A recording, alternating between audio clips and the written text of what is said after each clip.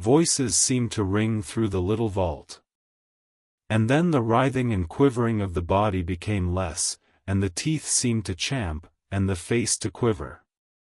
Finally it lay still. The terrible task was over. The hammer fell from Arthur's hand. He reeled and would have fallen had we not caught him. The great drops of sweat sprang from his forehead, and his breath came in broken gasps. It had indeed been an awful strain on him, and had he not been forced to his task by more than human considerations he could never have gone through with it. For a few minutes we were so taken up with him that we did not look towards the coffin. When we did, however, a murmur of startled surprise ran from one to the other of us. We gazed so eagerly that Arthur rose, for he had been seated on the ground, and came and looked too, and then a glad, strange light broke over his face and dispelled altogether the gloom of horror that lay upon it. There, in the coffin lay no longer the foul thing that we had so dreaded and grown to hate, that the work of her destruction was yielded as a privilege to the one best entitled to it, but Lucy as we had seen her in her life, with her face of unequaled sweetness and purity. True that there were there, as we had seen them in life, the traces of care and pain and waste, but these were all dear to us, for they marked her truth to what we knew. One and all we felt that the holy calm that lay like sunshine over the wasted face and form was only an earthly token and symbol of the calm that was to reign forever. Van Helsing came and laid his hand on Arthur's shoulder, and said to him, "And now, Arthur my friend, dear lad, am I not forgiven?" The reaction of the terrible strain came as he took the old man's hand in his, and raising it to his lips, pressed it, and said, "Forgiven. God bless you that you have given my dear one her soul again, and me peace." He put his hands on the professor's shoulder, and laying his head on his breast, cried for a while silently, whilst we stood unmoving.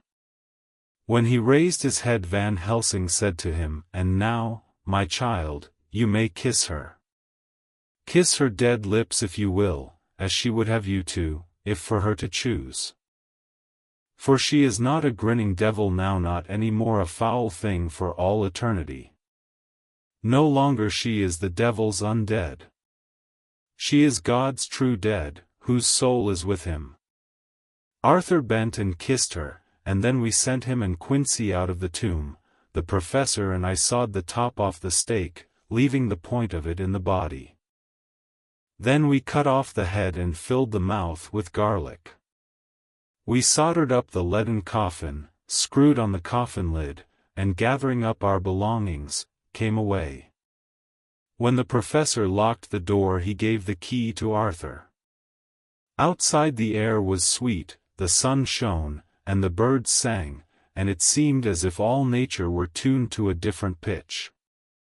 There was gladness and mirth and peace everywhere, for we were at rest ourselves on one account, and we were glad, though it was with a tempered joy.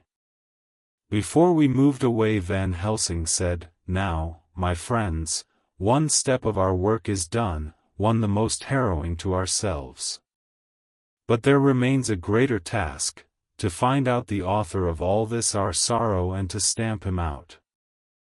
I have clues which we can follow, but it is a long task, and a difficult, and there is danger in it, and pain.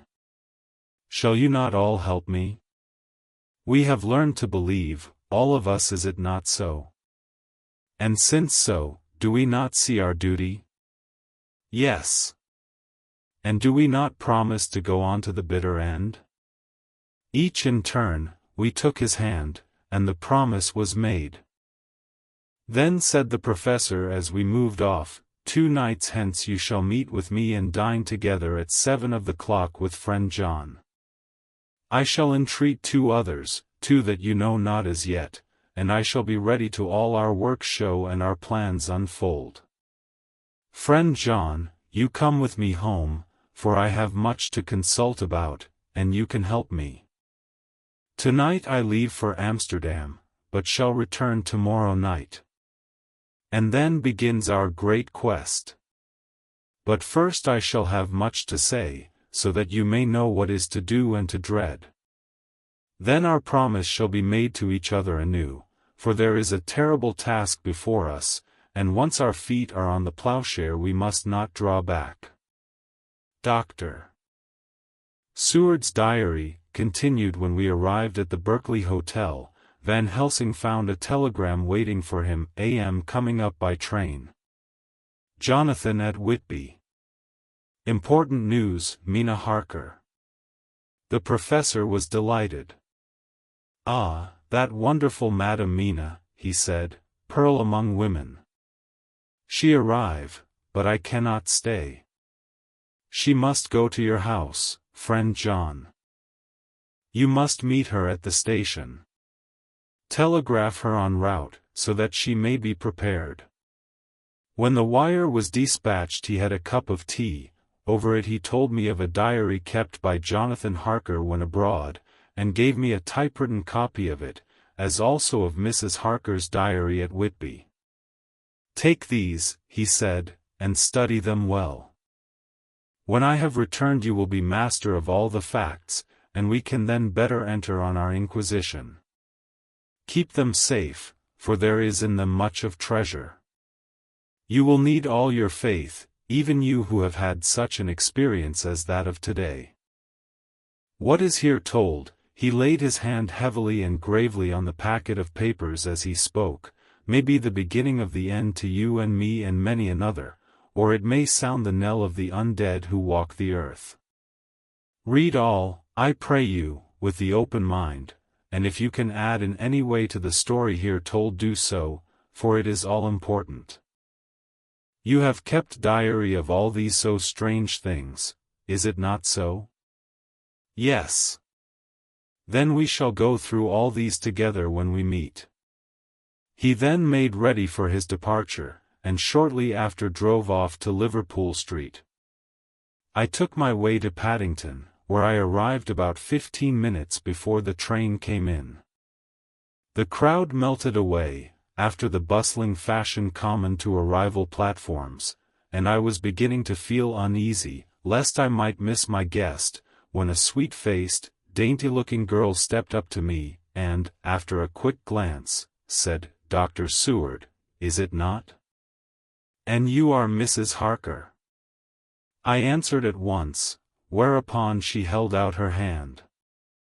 "I knew you from the description of poor dear Lucy," but she stopped suddenly, and a quick blush overspread her face. The blush that rose to my own cheek somehow set us both at ease, for it was a tacit answer to her own. I got her luggage, which included a typewriter, and we took the Underground to Fenchurch Street, after I had sent a wire to my housekeeper to have a sitting room and bedroom prepared at once for Mrs. Harker. In due time we arrived. She knew, of course, that the place was a lunatic asylum, but I could see that she was unable to repress a shudder when we entered. She told me that, if she might, she would come presently to my study, as she had much to say. So here I am finishing my entry in my phonograph diary whilst I await her. As yet I have not had the chance of looking at the papers which Van Helsing left with me, though they lie open before me. I must get her interested in something, so that I may have an opportunity of reading them. She does not know how precious time is, or what a task we have in hand. I must be careful not to frighten her. Here she is. Mina Harker's Journal. September 29th. After I had tidied myself, I went down to Dr. Seward's study. At the door I paused a moment, for I thought I heard him talking with someone. As, however, he had pressed me to be quick, I knocked at the door, and on his calling out, "Come in," I entered. 2.